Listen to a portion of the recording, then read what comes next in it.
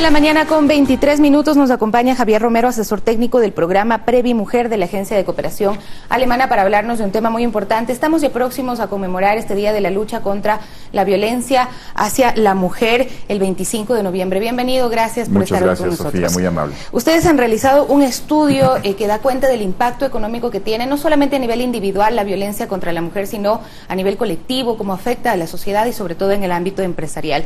¿Cuáles son las principales conclusiones a las que se llega con este estudio?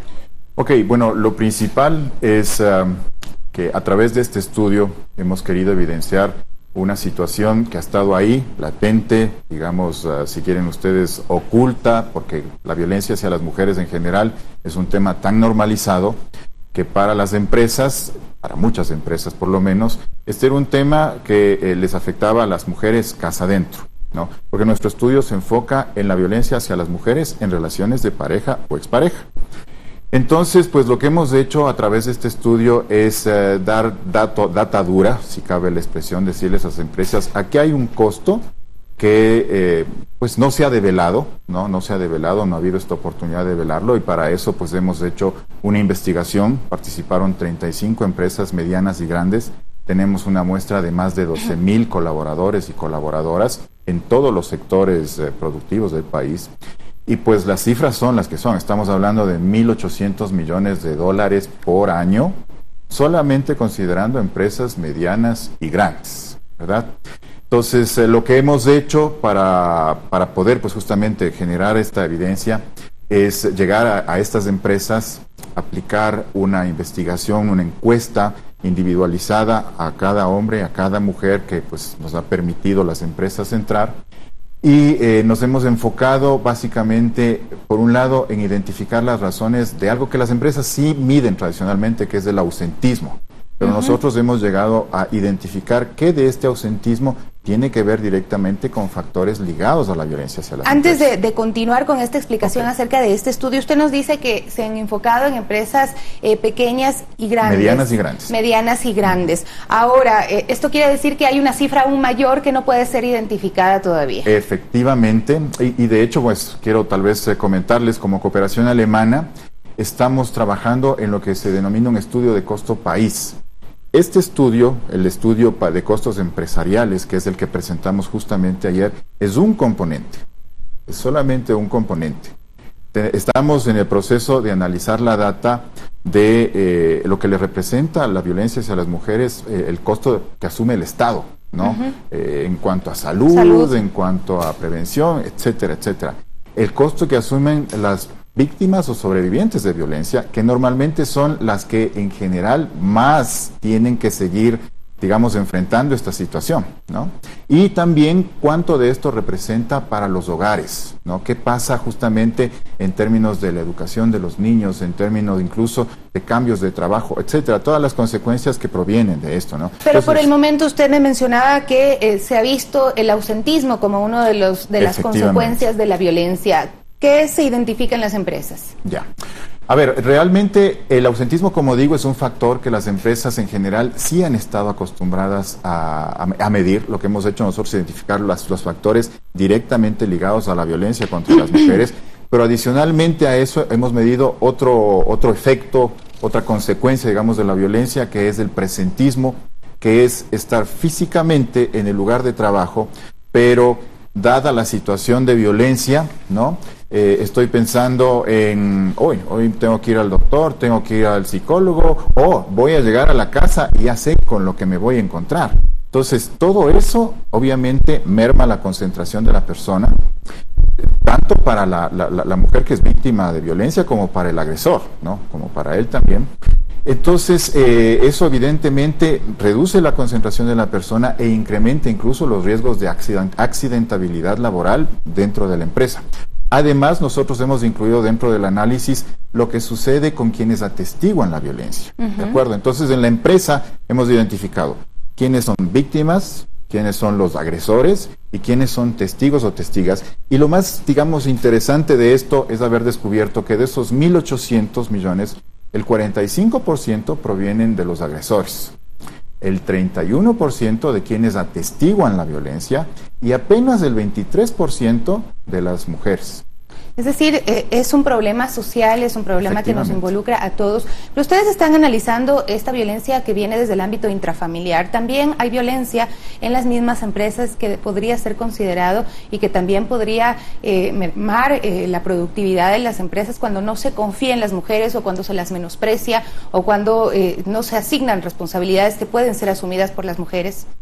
A ver, efectivamente, la verdad es que la violencia, como hemos comentado, la violencia contra las mujeres está tan normalizada que hay muchas actividades o muchos roles que se considera que son, o bien, digámoslo así, secundarios, y por favor lo digo con mucho respeto, y por eso son para las mujeres, o roles mucho más protagónicos y por eso deben ser para los hombres, ¿verdad?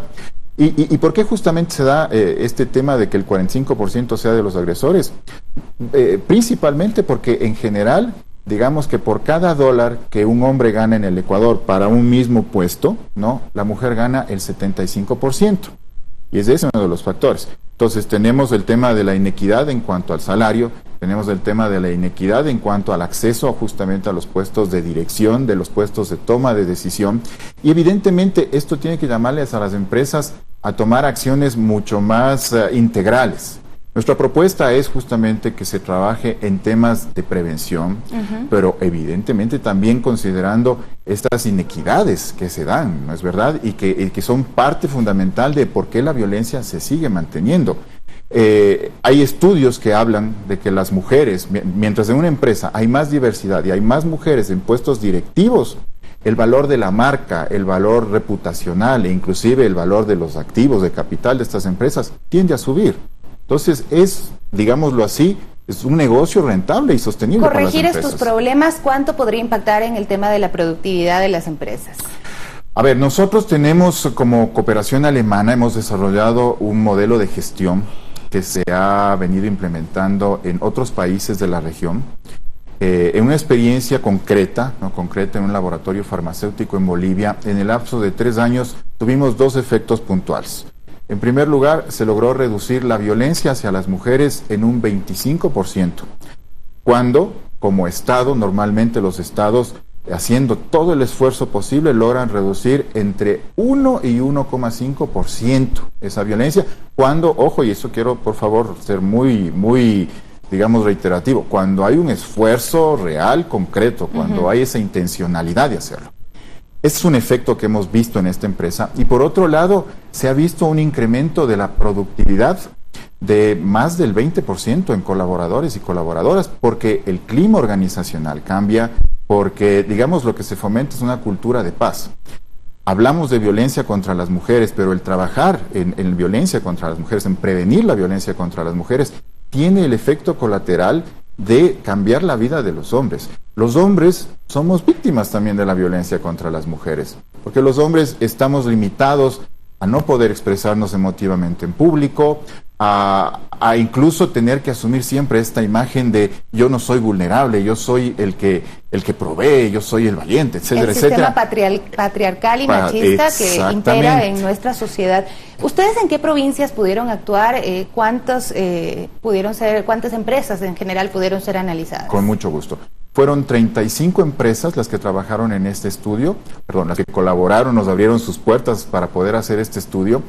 Y estuvimos en Pichincha, en Guayas, en Manabí, en Tungurahua, en Azuay, me parece que son las principales. Y es decir, bueno, son también las que en las cifras aparecen como las que mayor cantidad de problemas de violencia de género tienen en el país. Estábamos hablando de que 6 de cada 10 mujeres son agredidas. A partir de este estudio, ¿qué recomendaciones se pueden brindar para mejorar? Bueno, efectivamente, como mencionábamos, esto es una problemática, digámoslo así, de la consecuencia, lo que está pasando ya. Lo que les invitamos a las empresas, a la sociedad en general, es a asumir una posición, primero, de cero tolerancia frente a la violencia contra las mujeres, y en segundo lugar, lo importante de poder trabajar en la prevención.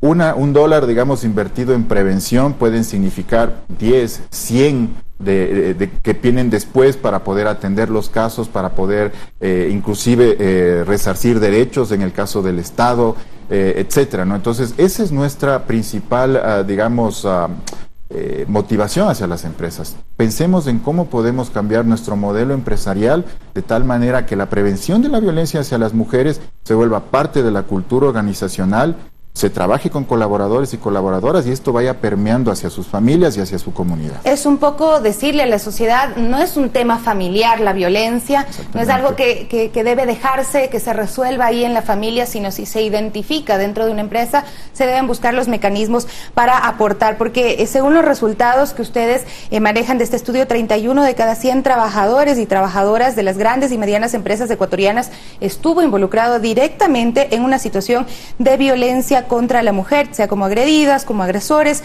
en algún momento de su relación de pareja. Ahí, ¿cuáles pues también los porcentajes que ustedes identifican en cuanto a los distintos tipos de violencia? Bueno, en general el principal tipo de violencia que hemos logrado identificar sigue siendo el de la violencia psicológica, ¿verdad? Y aquí pues quiero ser súper franco. Cuando uno sale a la calle y le pregunta a las personas qué es la violencia contra las mujeres, la mayoría pues identifica el golpe, a lo mejor el insulto estridente, ¿no? Obviamente la violación, el acoso sexual y desde el 2014 apenas el femicidio. Pero debajo de esto, que es lo, digamos, más evidente, lo más dramático, existe toda una zona oculta, en donde está el tema de esto que conversábamos, ¿no? Hay actividades que son específicamente para mujeres, ¿no? Y por lo tanto, por ejemplo, el cuidado de la casa, ¿no? Es de mujeres. Cuando yo tengo la oportunidad de trabajar en talleres de prevención y cuando les pregunto a la gente, ¿ustedes se consideran machistas? O más bien, levanten la mano el que no se considera machista, todo el mundo levanta la mano. Cuando les pregunto, digamos, levante la mano quien ayude en su casa, todo el mundo levanta la mano, ¿no es cierto?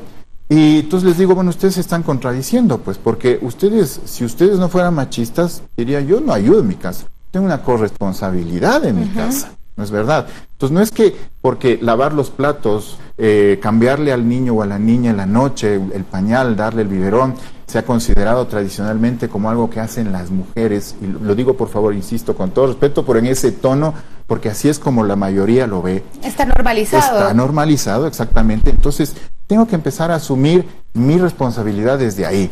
Y todo eso se mantiene en esta zona de violencia que está normalizada. Nosotros hemos procurado un poco evidenciar esto, pero sin duda, Sofía, hay muchísimo trabajo por hacer en ese sentido. Es que hay violencia psicológica, violencia física, violencia sexual, económica y otro tipo de amenazas que se dan también en contra de las mujeres. Y también ese pensamiento de que solamente los hombres pueden ejercer violencia contra las mujeres cuando es en realidad la sociedad y las mismas mujeres que pueden estar ejerciendo violencia contra otras mujeres.